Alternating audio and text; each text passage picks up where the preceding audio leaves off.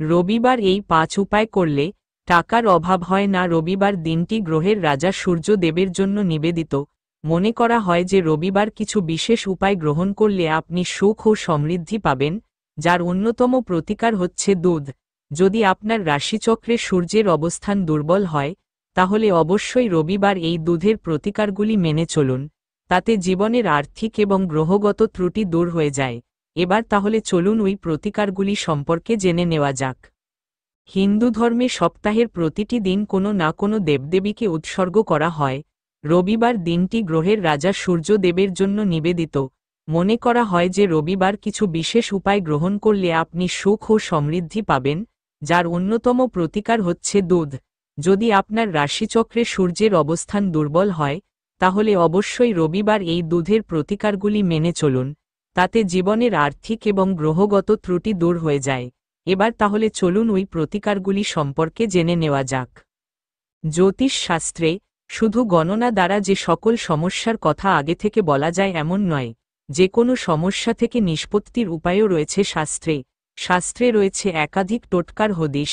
সেই সকল টোটকা মেনে চললে যে কোনো কঠিন পরিস্থিতি থেকে মুক্তি পেতে পারেন। তবে এই সকল টোটকা যখন তখন পালন করা যায় না। সব টোটকা পালনের নির্দিষ্ট দিন আছে সঠিক সময়। আজ রইল রবিবারের কিছু টোটকা। প্রতি রবিবার এই সকল টোটকা পালন করুন। আর্থিক জটিলতা থেকে মুক্তি পেতে হোক কিংবা রবিবার এই সকল টোটকা পালন করতে পারেন। 1. রবিবার আদিত্য হৃদয় স্তোত্র পাঠ করুন। এতে সূর্য দেবও প্রসন্ন হবে। সূর্য দেবের আশীর্বাদ পেলে সংসারে সুখ, শান্তি বিরাজ করবে। তেমনি পরিবারের সকল সদস্যের সম্মান বৃদ্ধি পাবে। প্রতি রবিবার সকালে স্নান সেরে এই স্তোত্র পাঠ করুন, মিলবে উপকার। 2. রবিবার সূর্যাস্তের পর অশ্বত্থ গাছে প্রদীপ জ্বালান। দেবী লক্ষ্মী প্রসন্ন হবেন। প্রতি রবিবার সন্ধ্যার পর চারমুখী প্রদীপ জ্বালান। এতে সকল আর্থিক সমস্যা দূর হবে। 3. রবিবার স্নানের জলে লাল ফুল দিন। লালা চন্দন, এলাচ, জাফরানও মেশাতে পারেন। এই জলে স্নান করলে জীবনের সকল দুঃখ কষ্ট বিলুপ্ত হবে এবং পারিবারিক জীবনে ইতিবাচক পরিবর্তন দেখা দেবে। 4. রবিবার পিঁপড়েকে চিনি খাওয়ান। এতে মা লক্ষ্মী প্রসন্ন হবে। আর্থিক কোনো জটিলতা চলতে থাকলে মেনে চলুন এই টোটকা।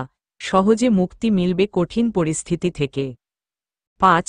তেমনি রবিবার সকালে স্নানের পর কপালে লাল চন্দন লাগান। লাল চন্দনের তিলক আঁকুন।